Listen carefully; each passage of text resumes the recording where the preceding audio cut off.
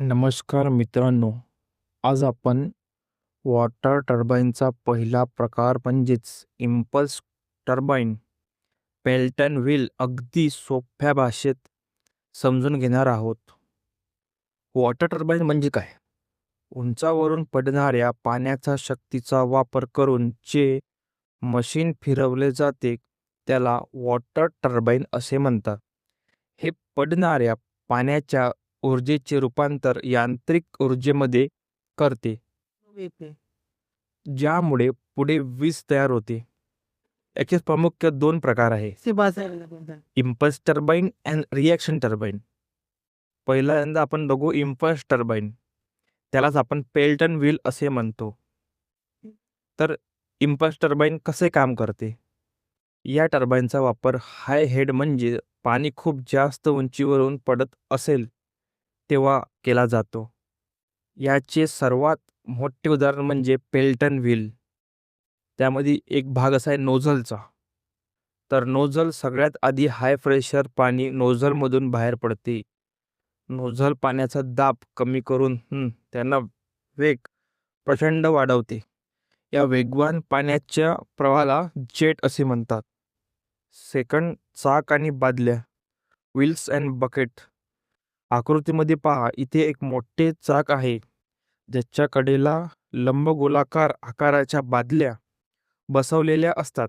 नोझलमधून निघणारा पाण्याचा वेगवान झोर जेव्हा या बादल्यावर आदळतो तेव्हा हे चाक गोल फिरू लागते.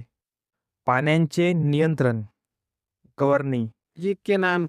टर्बाइनचा वेग कायम राखण्यासाठी पाण्याचा प्रवाह नियंत्रित करावा लागतो.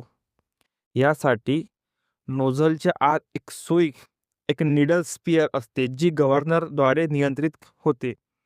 भार कमी झाल्यास गव्हर्नरचा सुईला पुढे ढकलतो, ज्यामुळे पाण्याचा प्रवाह कमी होतो. भार वाढल्यास सुई मागे सरकते आणि पाण्याचा प्रवाह वाढवतो. थोडक्यात सांगायचे तर उंच ठिकाणचे पाणी नोझलद्वारे वेगाने बादल्यावर आदळते, चाक फिरते आणि गव्हर्नर सुईच्या मदतीने पाण्याचा प्रवाह नियंत्रित करतो. नमस्कार मित्रांनो,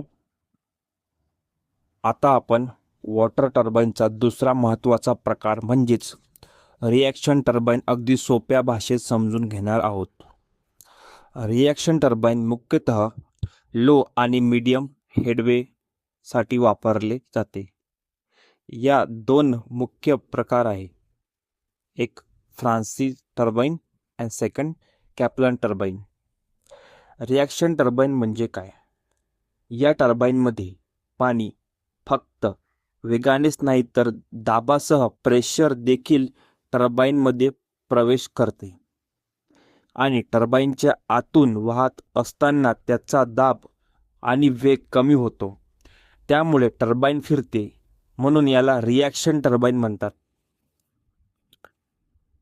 Francis turbine.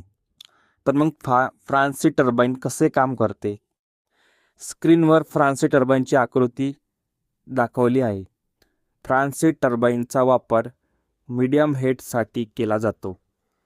Working, spiral casing. सर्वात आधी पेनस्टॉकमधून आलेलं पाणी स्पायरल कॅसिंगमध्ये प्रवेश करते.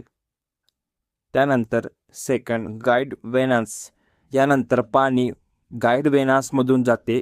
हे गाईड वेनान्स पाण्याचा प्रवाह नियंत्रित करते. Third, runner. पाणी आता रनरच्या ब्लेडवर आदळते. पाण्याचा दाब आणि वेग यामुळे रनर फिरू लागतो. Fourth, draft tube. शेवटी पाणी ड्राफ्ट ट्यूबमधून बाहेर टेल रेसमध्ये जाते. त्यानंतर आपण बघूया कॅप्लन टर्बाइन कसे काम करते. स्क्रीनवर दाखवल्याप्रमाणे कॅप्लन टर्बाइनची आकृती आहे. कॅप्लन टर्बाइनचा वापर लो हेड्स आणि जास्त पाण्याच्या प्रवाहासाठी केला जातो. चला तर बघूया याची वर्किंग कशी आहे. पाणी स्पायरल कास्टिंगमधून आत येते.